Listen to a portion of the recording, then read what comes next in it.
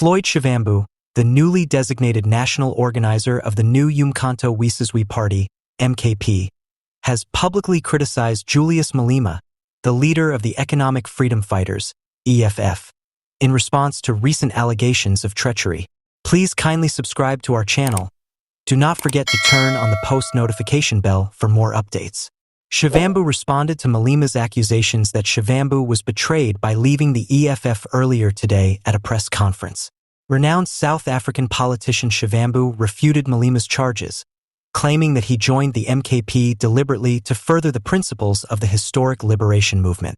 The accusation that my shift to the MKP is tantamount to treachery is not only false but also an effort to cast doubt on the wisdom of my political decisions and the imperative of the strategic realignment I contend is required, Shivambu said. Shivambu emphasized in his critique that the MKP seeks to honor its legacy in contemporary South Africa and to resurrect the anti-apartheid goals of the original uMkhonto weSizwe, the African National Congress's military arm in the anti-apartheid struggle. He said that the main cause of his departure from the EFF was ideological differences rather than interpersonal conflict. Malema stated allegations that Shivambu had deserted the revolutionary movement for his own gain, which were revealed in a recent interview. The head of the EFF claims that Shivambu's actions are harming efforts in our nation to address social and economic inequalities. Shivambu's remark highlights the complexities within South African politics as erstwhile colleagues navigate divergent paths.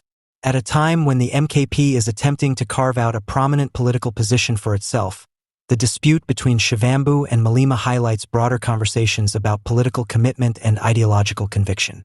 There have been significant political realignments and movements in South Africa, as seen by the MKP's formation and internal strife among the country's most powerful political figures. Once more, political affairs in South Africa took a very strange turn a few days ago when Floyd Shivambu announced that he was leaving the Financial Political Dissidents, a party he had worked to form with Julius Malema. It was unexpected that he could leave, and it's even more surprising that he then joined the uMkhonto weSizwe party. Nevertheless, Malema has stated that he will fight the Constitution and return whenever he feels like it. Malema, who was visibly hurt during the Q&A session, is now second-guessing his actions.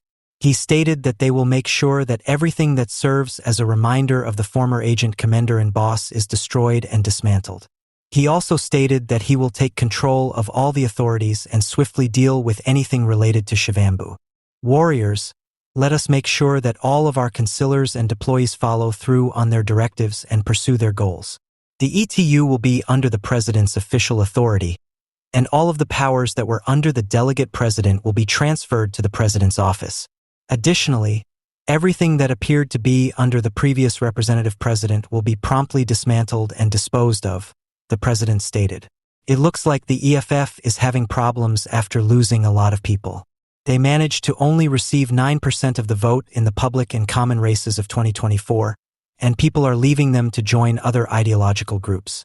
This could be the beginning of the end for the party that was formed a long time ago.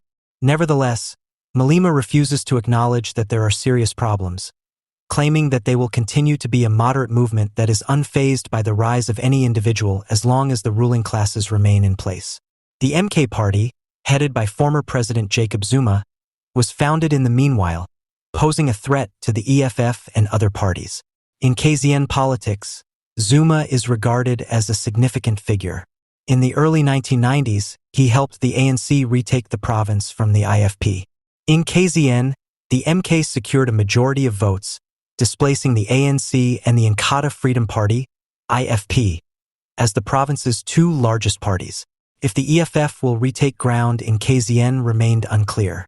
However, a few days before, the ANC had also started a fact-finding trip in KZN. In order to identify issues the party was facing leading up to the elections, the National Executive Committee, NEC, of the party convened with the provincial leadership in various areas. Despite their dismal performance in the provincial elections, the ANC, the IFP, and the Democratic Alliance DA are now in a government of provincial unity in KZN. After a report has been written, the group will discuss the results of their journey to KZN, according to Dlamini.